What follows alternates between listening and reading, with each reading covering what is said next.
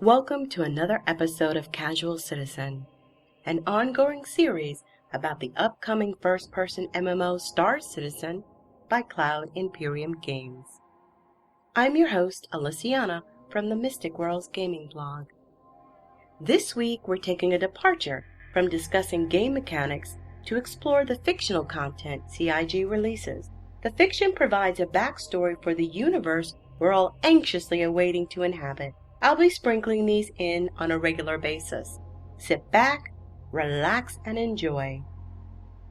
From the ongoing Discovered series from RobertSpaceIndustries.com, we have the Journal of Lieutenant Eli Price of the United Empire of Earth Navy. Begin transmission. The editors at Discovered spent days debating whether to publish the journals about the discovery of the Oya system. Ultimately, it was decided that regardless of how we felt about the context, it's a valid transcript of what transpired. During the height of Ivar Messer's reign as the first Imperator of UEE, Lieutenant Eli Price was a naval combat pilot assigned to the UEES Virtue as part of a defensive line intended to guard against the nearby Xi'an Empire. The following excerpts are from his second tour. It is the year 2587. November 29th, 0631 Standard Earth Time. Location, Castra. Week 3. I can't believe it's been that long. Anyway, we just set out on the third patrol sweep. I think Forbes was flying my ship last. All the user settings are just off enough to be really annoying, which everyone aboard the Virtue knows are the hallmarks of Forbes' flying style. Took me an extra 10 minutes during pre-launch just to get everything back to normal. Anyway, first patrol point was clear. There's still some scattered debris from the cargo hauler we lost yesterday. No sign of whoever's been hitting our trade lanes. They gotta have some stones to pull something like that out here. Smart too. They're only hitting smaller, single-pilot hauler chains. I tell you, that's why we should just stick escorts with every ship. Now that the Imperator Messer's instituted mandatory service, we got plenty of bodies. I tried suggesting to Akai that we plant some Marines on a hauler and hope it gets hit. I'd pay money to see the look on their faces when they pop the airlock and come face to face with a bunch of those psychos. Oh, damn it, Forbes. You're the only person in history who inverts arrow keys on a touchscreen. Heading to Patrol Point 2. November 30th, 0428, Standard Earth Time. Location, Castra. Sneaky bastards hit us again. A T-6 got cracked shortly after it entered the system. Pilot was out cold before she knew what hit her. Akai scrambled everybody out to seal off the jumps, but sure enough, there was no sign of them. Vanished again. I found one of our crates on the drift in a vacant corner of space. I'm sure it was a message. They're laughing at us. December 1st, 1805, Standard Earth Time. Location unknown. I found them. I can't believe it.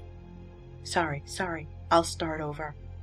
I got to thinking that maybe we were looking in the wrong places. Akai had us casing jump points and planets, hoping we'd stumble across a hideout or something.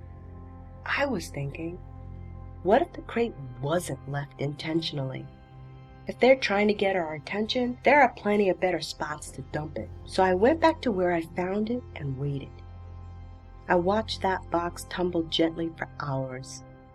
Nothing for millions of kilometers until there was. Suddenly a ship was there. It had its systems real low-like, making it barely perceptible among the usual noise of your scans. But I was looking, and I happened to be quieter than they were. I hadn't seen the thing approach. It was gone 1 second, there the next, which could only mean one thing. It came out of a jump point.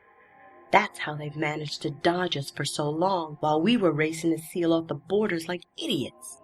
I watched the ship fasten the crate to its hold and begin to power up. I tracked its exact position as it turned and dropped back into the jump point. Satisfied there weren't any others coming through, I quietly flew over to its position.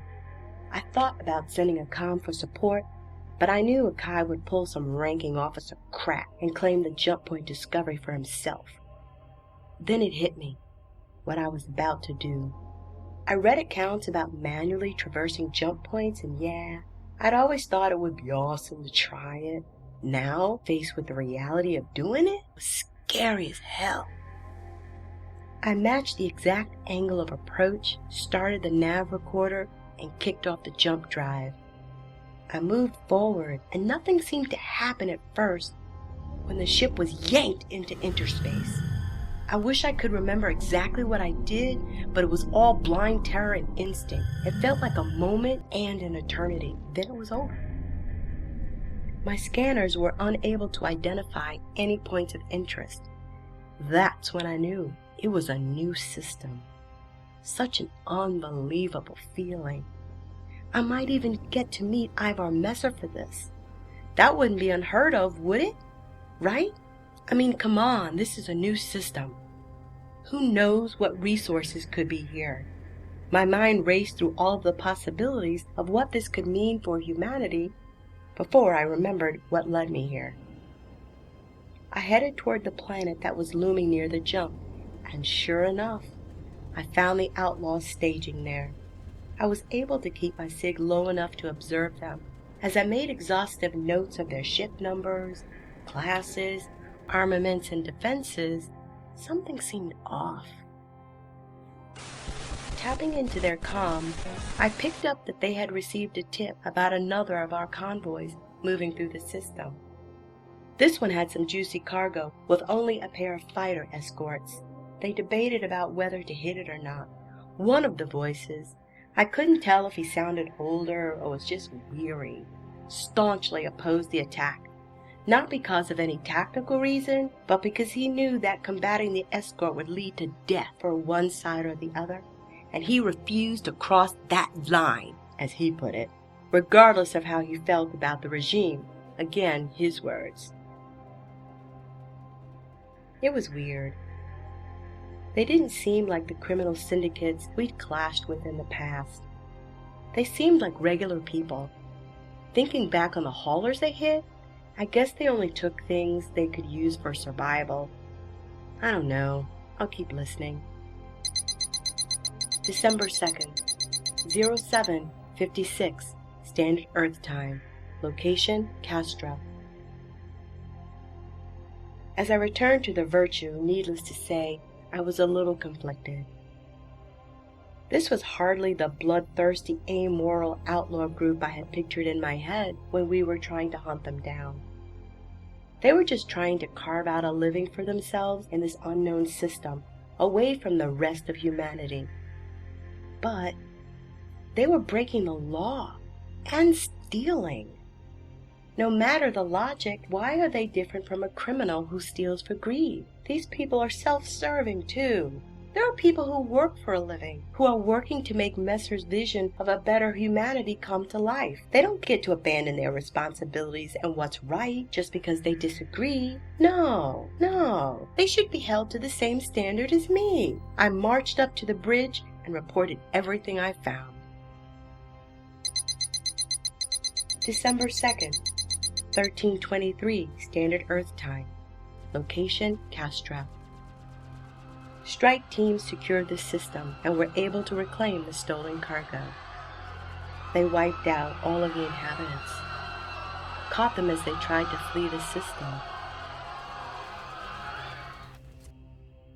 Captain Jessal just sent for me. He wants to congratulate me personally on neutralizing the outlaw threat and expanding the human empire. I did the right thing, right? End of journal. Show notes. I hope you enjoyed that foray into the growing compendium of Star Citizen fiction being published by CIG. The show notes will contain a link to the actual journal on RSI. And in case you're interested in poking around on Castra or Oya on the star map, I'll include links for that as well. If you've enjoyed this episode, please consider subscribing to my channel and giving the episode a thumbs up. As always, be kind and fly safe. This is Aliciana signing off until next time. End transmission.